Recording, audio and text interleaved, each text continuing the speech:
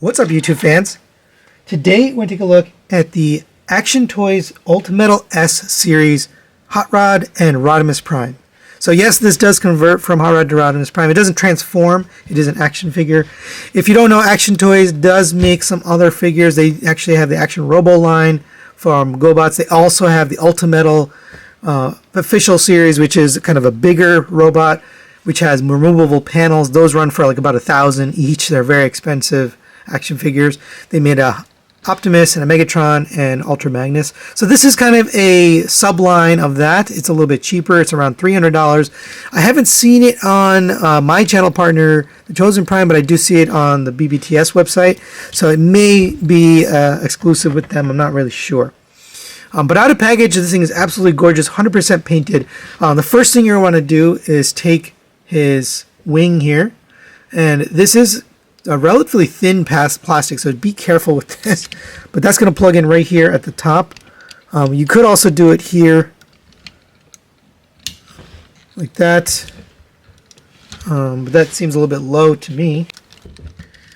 So the right place is really here. And that looks really cool. And let's take a look at his details. All this paint, you've got the little details like these gray pieces here, yellow over here, beautiful flame. This is not quite G1. It's sort of G1-esque, but it does have a little bit of that Studio Ox flavor, especially in the Rodimus Prime mode. You'll see it's definitely more Studio Ox. You do have the kind of the toy deco here on the shoulders with those arrows. Silver here. Those really nice exhaust pipes with the tubes here. These are flexible, so they will move with the arm. Here's the back. You do have the canopy for the hot rod mode, or for his vehicle mode. Obviously it doesn't transform, but it does represent that nice blue with the orange here and then the maroon. Of course, clean because he doesn't transform, so there's no kibble anywhere. You have a little bit more silver down here, and then painted die-cast feet. You have die-cast here for the shins, and then this chest is fully die-cast. So there's quite a bit of die-cast. It's a very hefty figure, probably close to 2 pounds. I didn't weigh it, but it is really heavy. So he does come with a lot of accessories, but most of them are to allow him to convert to Rodimus Prime. But before we do that, let's take a look at the articulation. So the head is actually on a post. So if you push in on the ears like this, you can actually remove the head, which we are going to change the head out later. Here's that head sculpt. Really gorgeous looking head. Nicely painted. But you can see this is a ball peg. It's a post on a ball peg, and then the post actually has a little circle on the top, so that's what the face is, or the head is rotating around. You'll see that I'm messing with the knees a little bit.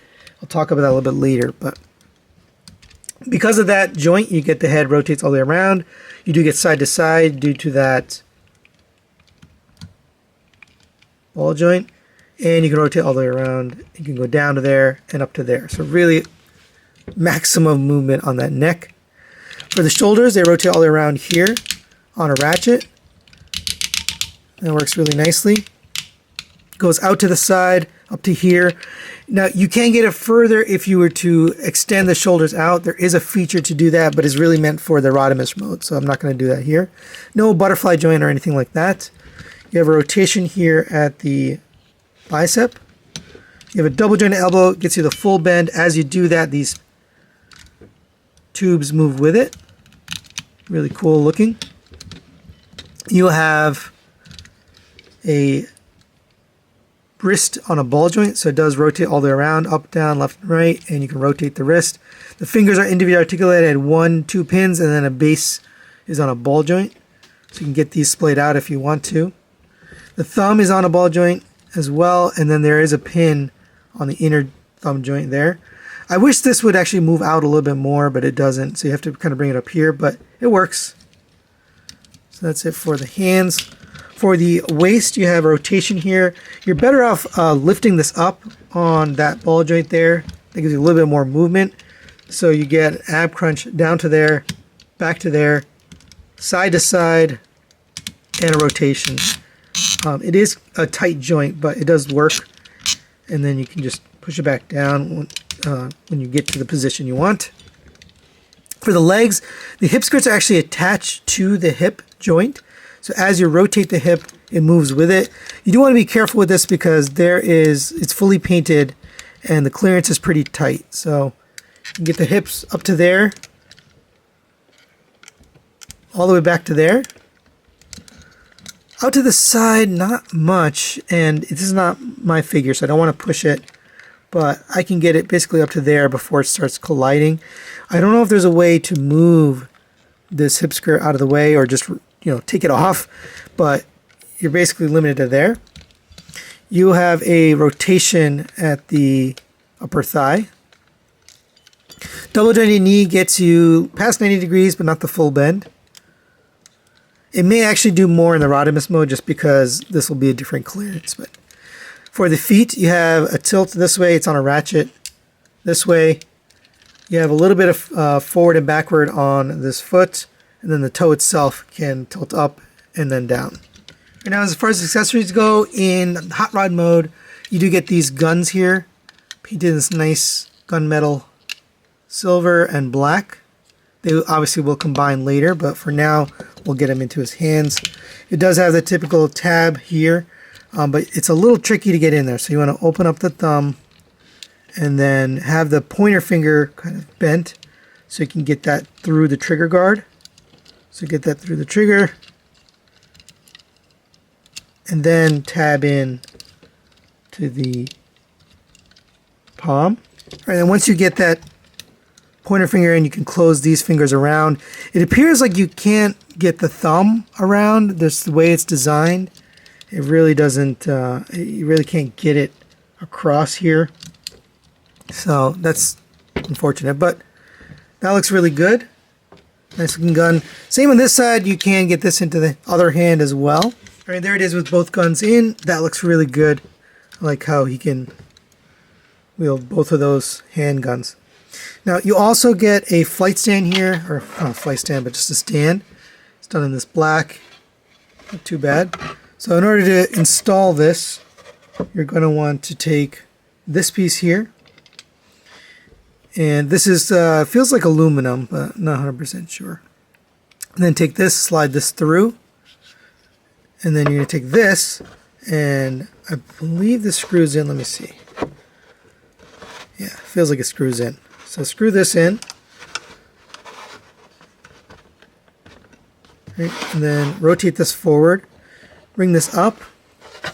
And then come to the back here. You can see there's a little slot. And we're going to take this adapter here. So that adapter fits into this slot right here. So take this and screw that on to here. And now that we have that, we can bring this up and then just bring this to the right height. And this will plug right into his back here and hold him up. And this definitely helps with the support because these knees are definitely a little bit on the loose side. I mentioned that earlier. But there you go. Looks really good. That definitely helps with the posability. Now you can pose it and have him doing some more dynamic things because you got the support of the stand. And for a quick size comparison, there it is next to the MP44 Optimus Prime and the DX9 Carry. And I just wanted to show this because I know there was people out there thinking, hey, maybe I could use this as my Rodimus Prime for my MP collection. It's not going to work. It's just too big. You could probably put it with a action figure collection like 3-0 or one of the others, but there you go for comparison. All right, now let's get into his Rodimus Prime mode and we'll take a look at the rest of the accessories he comes with. So first of all, we'll take care of the wing. So come to the back here, and it does help to have it on the stand because it just gives it more stability. You're going to gently take this off. This is a very thin plastic, so just be careful, but it is painted beautifully. Then you're going to take this one, and this one will fit. There's two tabs on this one. They're going to go in the same spot basically. It does have these little bits here, kind of antenna. So just you want to be careful with those because they're very thin. All right, but get that plugged in like that. Next, you can come to the legs here, and I recommend maybe you lift this up because you're going to pull down. Open this tab. You can see there's actually a slot there. Then close that back up. Same on the other side. Open this tab. Lift up on the legs. So his legs are actually getting longer here. And he's actually getting taller, which is cool. All right, then we're going to take his shoulder pieces. Those are going to pop out. So open up his chest here. This is fully die cast, and that'll reveal his matrix chamber. Take the matrix, and here's the matrix just painted in this gold and blue and then silver for the handles. You're going to put this in here. When you push in on this, it's going to pop the shoulder joints out. So I'll show you that. So it does extend it. And you have really nice detail in there. But close that back down. And finally, we're going to take care of these shoulder bits here. So take these off. They just pull off. I don't think they're magnetic. They just kind of slide in and out. I did have trouble taking these off before, so maybe don't push them on too tight. But these basically just slide on like that. And there's a lot of little bits and details. These are bendy at the top, so you don't have to worry too much. But I would still be careful with this piece. All right, so same on this side. Go ahead and take off the hot rod piece and then slide this piece on. And then the last bit here is going to be his head, of course. So squeeze the ears, pull this straight up. And then we're going to take the Rodimus Prime head. Pretty cool looking. Like I mentioned earlier, this has more of a Studio Ox design, right? Not quite G1. And then squeeze the ears again, push it down over that. And there you have the Rodimus Prime figure. Really quite cool. It definitely got bigger. It's not your imagination. So that's a cool little effect that they had worked in the knees and the arms and the head. All of that kind of just works. Now he does get a slightly different articulation here. So since his shoulders are longer, it's going to collide here with this wing. So what you can do is pull out on these wings. That allows you to bend them backwards. And with that movement, it'll allow you to clear this arm. So that's really smart.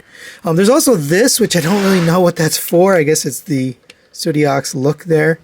You can open those wings up. I definitely don't remember anything like that in the G1, but really, really, really cool. Very impressive. All right, you also get an additional matrix here. So it's a bigger one to kind of do the movie scene. You can't open this up and the jewels in there. It does have a light up feature. I don't want to take this apart because it's kind of a pain to get back together. But there's a button right here. So if you press that button, it does light up. I did put the batteries in CR627, 527, I can't even remember. I'll put it down here, but really cool. And you can have him holding it either in Hot Rod mode or in Rodimus Prime mode if you want him before or after the transformation.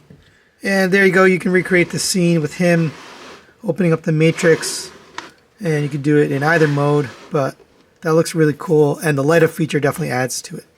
And of course, what would Rodimus be without his rifle? So you can't take these two guns and combine them. So go ahead and slide this out. This is going to slide into here. You can take this, slide that up, and that's going to tab in on the top. And you take this and open that up, and there is your rifle. And you can get this in the hands. You can double hold it. You can have one hand here and one hand here. I'll get that set up.